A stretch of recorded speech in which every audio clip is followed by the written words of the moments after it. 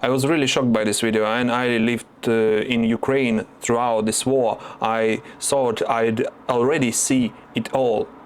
A Russian drone literally hunted a vegetable seller in Kherson. It chased him around his vehicle, forcing him to keep running in circles. In the end, the drone hit him.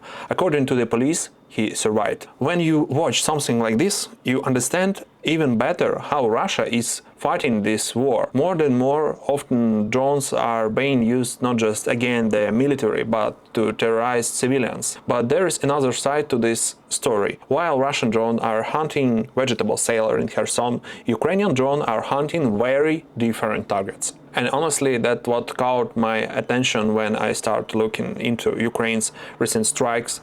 It feels like Ukraine's campaign against Russia oil industry has entered a new phase. In July alone, there were about 30 strikes on Russia oil infrastructure. That's one of the highest monthly totals since the full-scale invasion began.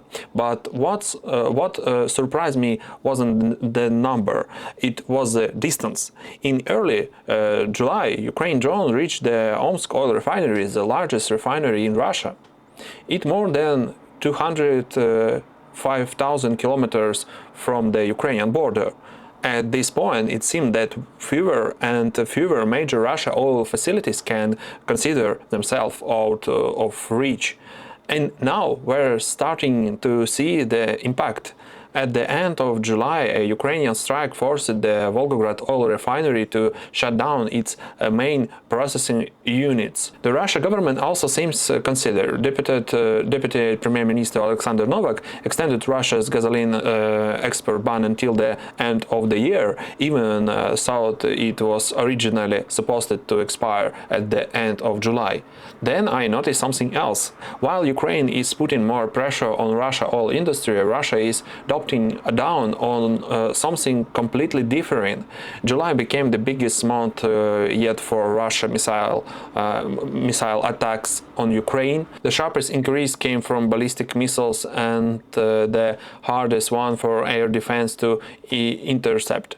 According to the United Nations, more than 170 civilians were killed during the first 27 days of July alone. So we're looking at two very different strategies. Ukraine is trying to hit what keeps Russia's war machine running, its oil industry, logistics and export. Russia, meanwhile, continue to focus on massive attack against Ukrainian cities, trying to overwhelm air defense and make life as dangerous as possible for civilians.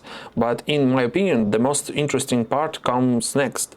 When I start reading more about Russia oil industry, I realized that Ukraine's strikes are hitting at a very difficult moment.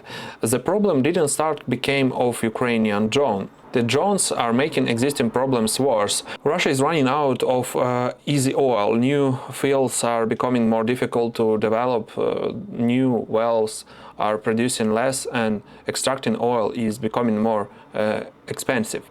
In simple terms, Russia now has to spend more, drill more well, and really on more advanced technology just to produce the same amount of oil. That's why every successful strike on a refinery hurts more today than it would have 3 years ago.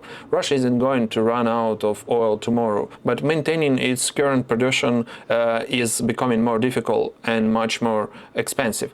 And that's exactly why Ukrainian strike on refinery ports and tankers are becoming more effective. They are hinting an industry that was already becoming harder and more expensive to sustain.